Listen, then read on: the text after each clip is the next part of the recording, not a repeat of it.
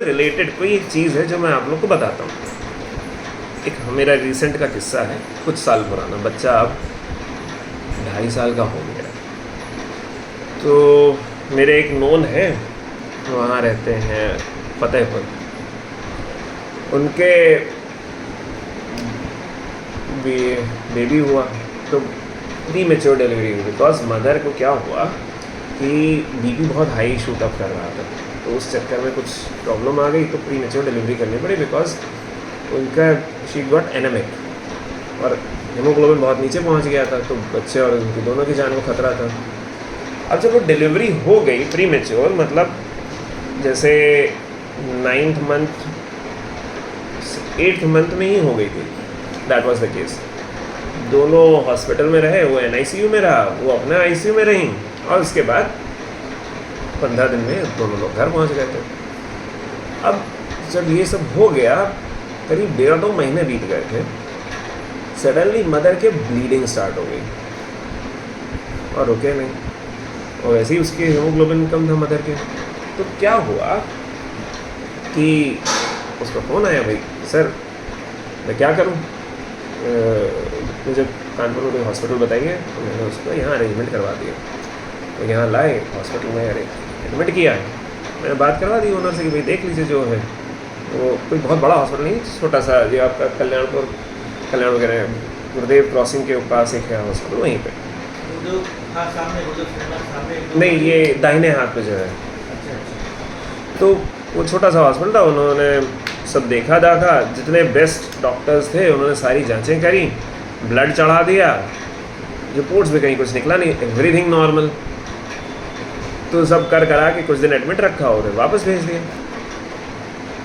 अब 15 दिन बाद फिर से ब्लीडिंग स्टार्ट हो गई, और फिर ना रोके, फिर वो भाग के लाए, फिर ब्लड चढ़ा, फिर सब कुछ हो गया, फिर कुछ नहीं निकला। तो वो परेशान हो गया कि सर ये क्या हो रहा है, और वाइफ वीक पर वीक होते जा रही है। तो फिर मैंने उन लोग को एक गुरु मंत्र दिया और उन लोगों ने उसको फॉलो किया। मैंने उनकी वाइफ से बात करी, मैंने कहा आपको गुरुदेव की वाणी में गायत्री मंत्र का जाप करना है, कोई भी काम करिए हर समय आपको कुछ और नहीं सोचना है, सिर्फ गायत्री मंत्र। और जैसे भी आप कर सकते हैं करिए, गुरुदेव की वाणी में कर सकते हैं तो करिए, अदरवाइज आपको सिर्फ गायत्री मंत्र का ही जाप करना है और आपको कुछ नहीं सोचना है। फिर मैंने जो उसके हस्बैंड जो मेरे नोन है उनसे बात करी। मैंने कहा कि वाइफ का हीमोग्लोबिन बहुत कम है, ब्लीडिंग हुई है, सब कुछ हुआ है, तो वीकनेस तो बहुत हो गई। मैंने कहा हाँ। तो मैंने कहा आपको एक काम करना है, सब लोग मिल के मदर की केयर करेंगे और मदर अपने बच्चे की केयर खुद करेगी। तो मतलब अगर उसका डायपर भी चेंज होना है तो सब सहारा पकड़ के मदर को बैठा लेंगे, मदर की गोद में सारा सामान ला के रखेंगे, जो टच करके चेंज करने का काम है वो मदर करेगी। उन लोगों ने, दोनों ने, हस्बैंड वाइफ ने कहना माना, ये किया, और आज 2.5 साल के हो गए, बच्चा भी नॉर्मल है, माँ भी नॉर्मल है, उसके बाद से दोबारा कोई प्रॉब्लम उठी नहीं। तो ये कहाँ से मुझे कनेक्शन बैठा, क्योंकि और ये ट्रीटमेंट कोई नहीं दुनिया में बताने जा रहा कि ये करने से ये हो जाएगा। सिंपल सी चीज़ है, बच्चा जब माँ की कोख में होता है तो वो सुनना समझना शुरू कर देता है, किक्स मारना स्टार्ट करता है। अलग अलग फेज में आप आए, आपकी आवाज़ सुनी या कुछ ऐसी घटना घटी, उसने किक्स मारना स्टार्ट करी, तो बच्चा सब अच्छे तरीके से सुन रहा है। दूसरी तरफ देखिए माता के लिए, जो वो एक बच्चा है, वो माँ के शरीर का एक अंग ही तो है। जब वो अलग होता है, हमारे शरीर से कोई अंग अलग होगा तो भावनाएं कैसी होंगी। और जब बच्चा अलग हुआ है तो वो एक घर में रह रहा था अच्छा खासा, वन फाइन डे सडनली उस बच्चे को कह दिया गया कि बेटा अब तुम बाहर आ जाओ। और बाहर आने के बाद उसको नए लोगों के साथ मिलवा दिया गया। मुझे आज भी याद है, कैसे याद है, क्योंकि मेरी मदर से ही पता चला तो मेरी डिलीवरी डॉक्टर लक्ष्मी सहगल ने करी थी, और उन्होंने क्या किया था, बच्चे को पैदा होते ही, मतलब मुझे पैदा होते ही इनके ऊपर रख दिया था, साफ किया और तुरंत, तो उनका था हटाओ इनको, तो उन्होंने डांटा, तुम्हारा बच्चा तुमको कैसे हटाओ। जैसे ही माँ और बेटा जितनी जल्दी मिल लेते हैं उतनी ही जल्दी दोनों की धड़कनें स्थिर हो जाती हैं, और जितना समय इन दोनों को मिलने में लगता है उतना ही इनके मन में अस्थिरता जागती रहती है। जो पुराने समय में 45 दिन का वो था, वो इसीलिए था कि माँ और बच्चा दोनों एक दूसरे के साथ संबंध बना लें, क्योंकि जब वो संबंध बना लेते हैं तो भाई फिर माता पिता से इंट्रोड्यूस करवाती है, और फिर माता पिता जो है मिल के बाकी परिवार से इंट्रोड्यूस कराते हैं। आज के समय में कोई इन सब चीज़ों को मानता नहीं। अगर इस सब की वैलिडिटी नहीं होती तो जो मैंने केस डिस्कस किया है वो कैसे ठीक हो जाता, क्या चमत्कार हो जाता। क्यों? क्योंकि माँ के मन में डर समा जाता है, हर माँ के मन में, कि कहीं मैं इसके साथ कुछ गलत ना कर दूँ, कहीं ये मेरे बच्चे के साथ कुछ गलत ना हो जाए, क्योंकि वो उसी के शरीर का एक अंग है। तो माता का जो अटैचमेंट होता है वो उस बच्चे के साथ ज़बरदस्त हो जाता है, और वो ये चाहती कि उसको ये लगने लगता है कि अगर इसका कुछ अच्छा हुआ तो वो मेरा अच्छा होगा, इसके साथ कुछ ख़राब हुआ तो वो मेरा ख़राब। और उस डर के चक्कर में चीज़ें और बिगड़ जाती हैं, क्योंकि वो एक जो डर है, और वो डर जाता ही ऐसे है कि जितनी जल्दी माता और बच्चे का, वो लड़का हो चाहे लड़की हो, इससे फ़र्क नहीं पड़ता है, वो माँ के ही शरीर का एक अंग। अब हैविंग सेड दैट, जो भी परिस्थितियाँ रही हैं, परिस्थितियों को हम बदल नहीं सकते, लेकिन एक चीज़ ये तय है जो मैं इस डिस्कशन को कर रहा हूँ, सबसे पहली चीज़ आप कुछ भी करें, आपके अपने मन की स्थिरता सबसे पहले आवश्यक है, क्योंकि अगर आप अस्थिर हैं तो वो अस्थिरता सब जगह जाएगी। ये मैं आपको क्यों बता रहा हूँ, क्योंकि जैसे आपने मुझसे कहा कि आप इनको रात में गायत्री मंत्र सुना करके सुला रहे हैं, पर अगर, या श्री रामचंद्र के पालू भजन, लेकिन जब आप वो सुना रहे हैं, आपको पूर्णतः अपने पे, ईश्वर पे और इसके भाग्य पे विश्वास नहीं है सुनाते वक्त, तो फिर वो अस्थिरता का एक बीज आ जाएगा, वो फिर पूरे में अस्थिरता फैला करके आगे भी अस्थिरता ला देगा। आप जब भोजन बना रहे हैं उस समय आपका मन विचलित हो रहा है कि कहीं वो अपना नुकसान ना कर ले, कहीं वो ये ना कर ले, तो वो अस्थिरता उसमें अपने आप ट्रांसफ़र हो जाएगी। मेरी बात आप समझ पा रहे हैं? जो जीवन में घटना घटनी होनी है वो होके रहेगी, हम और आप उसको टाल नहीं सकते। ठीक बात। हाँ, लेकिन हम क्या कर सकते हैं, अपने को और सामने वाले को उस घटना के लिए तैयार करें, क्योंकि घटना तो घटेगी।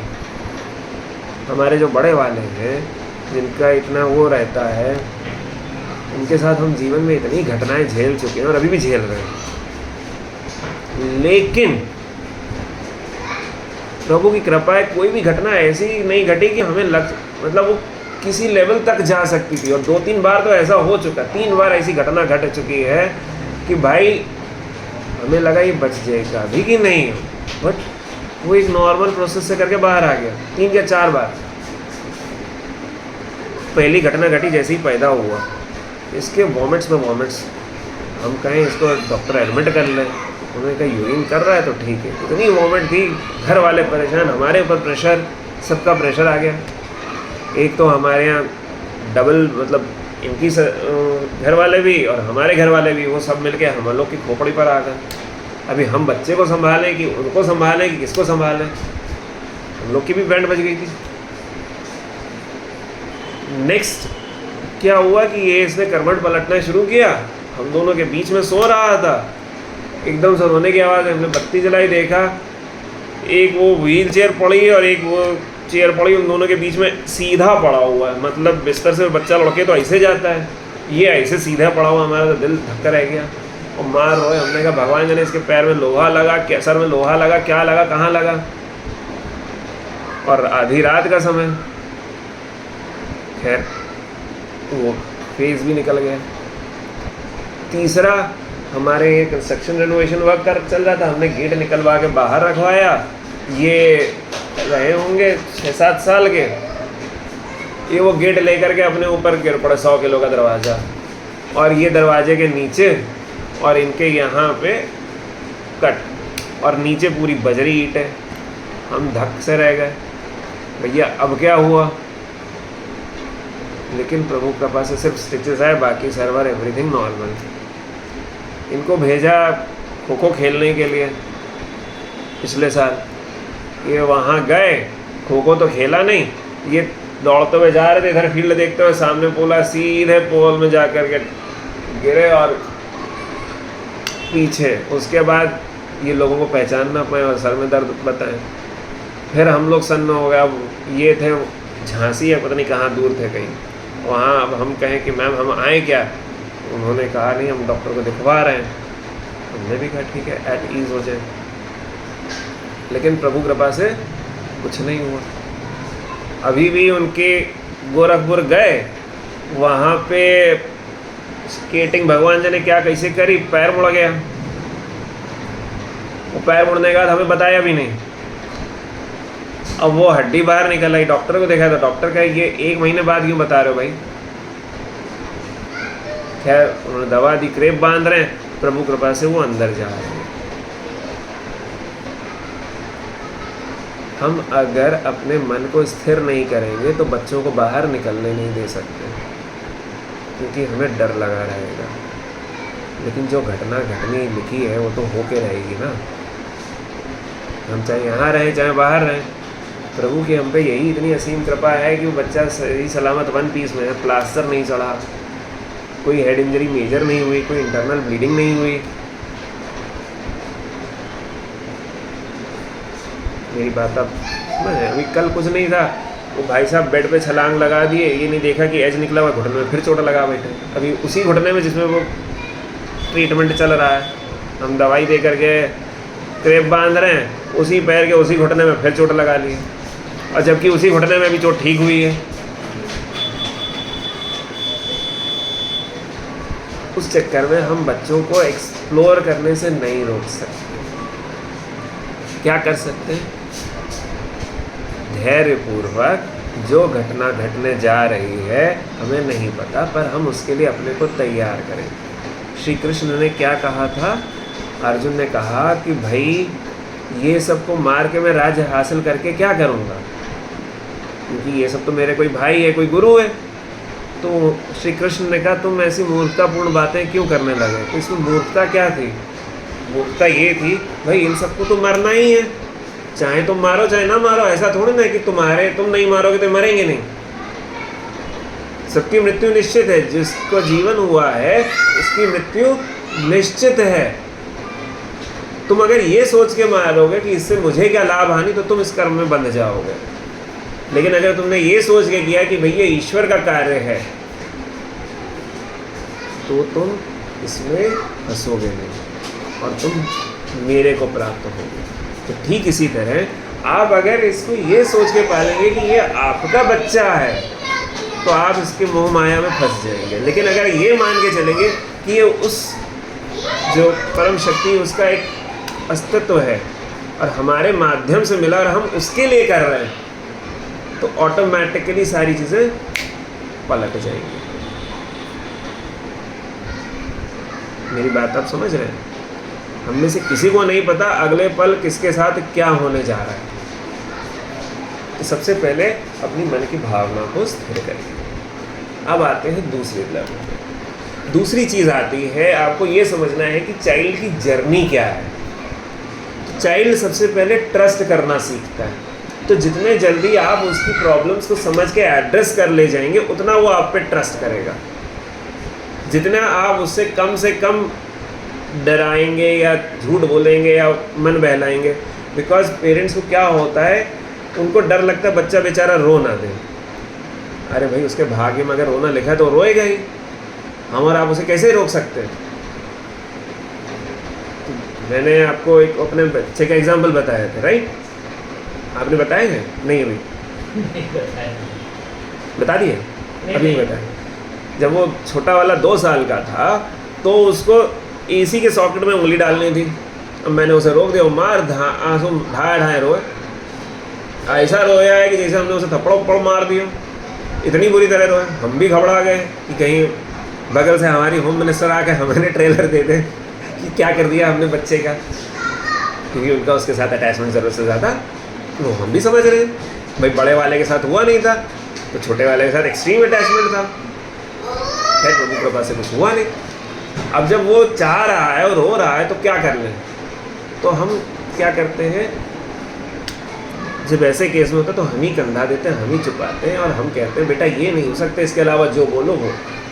भाई आपको कोई चीज़ चाहिए और आपको नहीं मिले तो आपको दुख होगा, तो अब आपका दुख बांटने वाला चाहिए या आपको चुप कराने वाला चाहिए? भाई जब आपका दुख बट जाएगा, आपका उससे मोह अटैचमेंट कम हो जाएगा तो आप खुद ही उभर आएंगे, खड़े हो जाएंगे। तो बच्चा जब भी रोता है उसे चुप नहीं कराना होता है, उसको दुख किस कारण से हुआ उस कारण को समझ के उसको उसके लिए तैयार कराना होता है कि बेटा ये नहीं हो सकता। ऐसे ही जब वो बड़े वाले 10-11-12 महीने के रहे होंगे तो एक बार वो स्टीयरिंग पकड़ लिया, क्योंकि वो ज़्यादातर मेरी गोद में रहते थे, हमें भी यहाँ बैठ के स्टीयरिंग पकड़ना होने का शौक़ था। हमने, और रात का 8-9 बजा था, हमने गाड़ी खड़ी कर दी किनारे, मार ये दहाड़ रहा। हमने इसको तब बोला, इसने बोलना भी शुरू नहीं किया, बेटा अगर तुम्हें घर चलना है तो यहाँ जाना पड़ेगा गोदी में, वरना हम नहीं लेकर के जाएंगे। हमने गाड़ी खड़ी कर दी। जो गलत है तो गलत है, अब तुम्हें दुखी होना तो दुखी हो, जो होना है हो, वो हम तुम्हें उसके चक्कर में अलाउ थोड़ा ना कर सकते हैं। भाई आप खुद सोचिए, अगर ये आपसे आकर के ये 20 साल के हो गए, 25 साल के हो गए, ये कहते हैं मुझे उस लड़की से शादी करनी है, लड़की शादी करने को तैयार नहीं है, और कह रहे हैं कि अगर हमें इस लड़की से शादी नहीं हुई तो फिर हमारा जीवन खत्म है, तो क्या आप उस लड़की से प्रेशर डलवा के शादी करवाएंगे या फिर अब आप इनको जीवन ख़त्म कर लेने देंगे? उसकी शुरुआत यहीं छोटेपन से ही होती है कि जब जिस चीज़ को अनुचित है आपको ना बोलना आना चाहिए, धैर्य के साथ, संयम के साथ, और ना बोलने के बाद आपको कंधा देना आना चाहिए। चुप कराने की जल्दी मत करिए, वो अपने आप चुप होएगा। जैसे ही उस जीव को समझ में आएगा कि रोने धोने से कोई फ़ायदा नहीं है, जब किसी का कोई खो जाता है तो वो कुछ समय तक बहुत रहता है, फिर धीरे धीरे धीरे विचलित बेचैन रहने के बाद कुछ समय तक बहुत विचलित बेचैन रहेगा, लेकिन फिर धीरे धीरे अपने को संभालता है। तो ठीक इसी तरह आपने किसी बच्चे को ना बोला है, उसके लिए तो वो वही एक दुनिया है, क्योंकि उसके सामने और 10 चीज़ें हैं ही नहीं।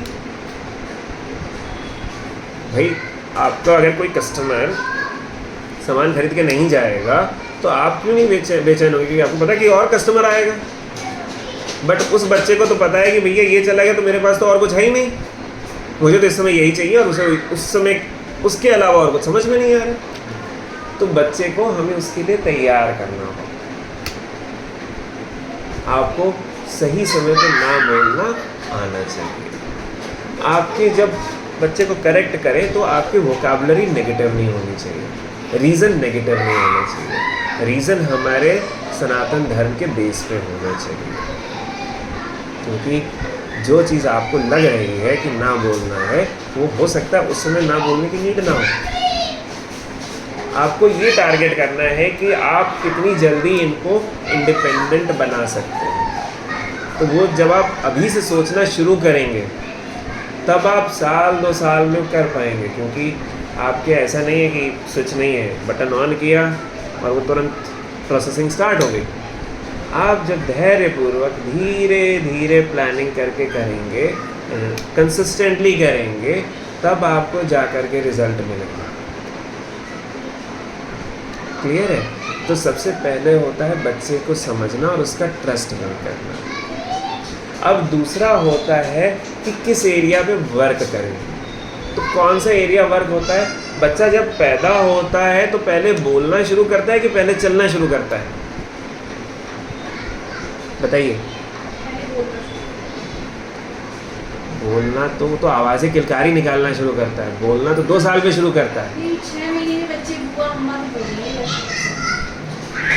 आवाज़ें निकाल रहे हैं किलकारी। और वो सबसे 6 महीने के पहले सबसे पहले उसका सिर सदता है। सबसे पहले वो अपना जो सिर है उसका वो सिर साधता है। सिर साधने के बाद वो सीधा बैठ करके और गर्दन को यूँ घुमाना शुरू करता है। फिर आप जब आप उसको बैठा लेंगे तो पता चला इधर लुढ़का उधर लुढ़का। फिर वो जब लेटे लेटे करवट लेना शुरू करता है तो फिर वो घुटने के बल आना शुरू करता है। तो उस प्रोसेस में जो आप कह रहे हैं कि बुआ वो बोलना शुरू कर देता है, बट उसके भी पहले वो अपने शरीर के अंगों को संभालता है, क्योंकि जब तक उसके ये सर नहीं संभलेगा वो गले से आवाज़ नहीं निकाल पाएगा, क्योंकि ये वोकल कॉर्ड वरना पता चला दब जाएगी, इधर दबी उधर दबी, इसको भी तो स्पेस चाहिए। तो बच्चा सबसे पहले अपना सर को साधता है, फिर उसके बाद वो पलटना शुरू करता है और फिर वो गर्दन उठा के इधर उधर देखना शुरू करता है। फिर वो बुआ हुआ बोलना स्टार्ट करता है। वो भी तब करेगा अगर जब वो लेटा हुआ था उसके साथ आपने बात करी है, आपने उसके साथ चुटकी बजाई है, आपने उसके साथ अठेलियाँ करी हैं और उसके साथ पूरी बात करिए सेंटेंसेस की बेटा क्या कह रहे हैं, अब ये खाओगे, अब ये चाहिए, तभी वो बच्चा बोलना शुरू करेगा। जिसने ये सब नहीं किया है उसके बच्चे में स्पीच डिले हो जाता है। स्पीच डिले का कोई और कारण नहीं है, सिर्फ ये कारण है कि जब बच्चा इतना सा था, जब वो पलट नहीं सकता था, उस समय उसके साथ किसी ने बात नहीं करी। तो जितने भी बच्चे, और ये मैंने यहाँ पेरेंट्स से सबके सामने बोला, सबने एडमिट किया जितनों के साथ डिले हुआ, मैंने कहा जब ये बच्चा यहाँ था तब आपने इसके साथ किसी ने बात नहीं करी होगी, एडमिट किया, किसी ने बताया ये प्रॉब्लम, किसी ने ये प्रॉब्लम, किसी ने वो, जो घटना घटनी वो होके रही, उसके लिए कुछ ना कुछ तो कारण बनेगा। तो अब आप कारण को दोष मत दीजिए, जो है परिस्थिति को एक्सेप्ट करिए, आगे बढ़िए। तो सबसे पहले होता है ग्रॉस मोटर स्किल डेवलपमेंट। बच्चा पहले साल में चलना प्रॉपरली इंडिपेंडेंटली शुरू करता है और 2 साल में, 1.5 से 2 साल में इंडिपेंडेंटली सेंटेंसेस बोलना शुरू करता है कि मुझे प्यास लगी है, पानी दो। पानी पानी बोल देगा, लेकिन जो सेंटेंस बोलना शुरू करेगा वो 1.5 से 2 साल के बीच में करता है। और कुछ लोग 2 से 2.5 साल और कुछ 3 साल में करते हैं। लेकिन पहले साल में 12 महीने से लेकर के 18 महीने के बीच में बच्चा चलना शुरू कर देता है। और अगर बच्चे ने चलना शुरू नहीं किया है तो फिर वो एक टेंशन वाली बात है। तो व्हाट डज़ दैट मीन? सबसे पहले बच्चा अपने ग्रॉस मोटर स्किल्स पर कमांड लेता है, फिर बच्चा फाइन मोटर स्किल्स पर कमांड लेता है। और जो इतना ये मैंने आपको प्रोसेस समझाया, इसका मतलब क्या हुआ कि fine motor skill development, speech development एक दिन का काम नहीं है। जब ये बच्चा छोटा होता है और 3 महीने का, 2 महीने का, वहाँ से जो पेरेंट्स, मतलब एक बार इनिशियली पहले 45 दिन बच्चे का काम है सिर्फ खाना पीना सोना। उसके बाद बच्चे का काम क्या है कि जागना और इधर उधर आसपास देखना। तो जैसे ही उसने जाग करके देखना शुरू कर दिया, वहाँ उस समय से जिस किसी ने उसके साथ बातें करना शुरू कर दी, उस बच्चे का स्पीच डिले नहीं होगा, वो जल्दी बोलेगा। राइट? तो व्हाट डज दैट मीन? बच्चे के अंदर चाहे ग्रॉस मोटर स्किल डेवलपमेंट हो चाहे फाइन मोटर स्किल डेवलपमेंट हो, वो एक दिन का काम नहीं है। आप जब आज से लगेंगे पूर्ण विश्वास के साथ, धैर्य संयम के साथ, अच्छे समर्पण भाव के साथ, तो वो आपको रिजल्ट आगे जा के वैसा मिलेगा। तो पहला ग्रॉस मोटर स्किल डेवलपमेंट, फिर fine motor skill development. Gross और फाइन मोटर स्किल डेवलपमेंट ये लेफ्ट और राइट हैंड की तरह है। पहले लेफ्ट हैंड आगे बढ़ा, फिर राइट हैंड आगे बढ़ा, फिर लेफ्ट हैंड आगे बढ़ा, फिर राइट हैंड आगे बढ़ा। और इन्हीं दोनों के साथ तीसरा जुड़ जाता है एलिमेंट कॉग्निटिव डेवलपमेंट। तो अब ये हमारे 3 पैर हो गए। कॉग्निटिव, दिमाग का विकास। अब जो दिमाग का विकास है, इसमें 5 सेंस ऑर्गन्स हैं जिनके थ्रू सारे इनपुट्स जाते हैं। जितने भी माँ बाप ने बच्चों को, अभी नहीं,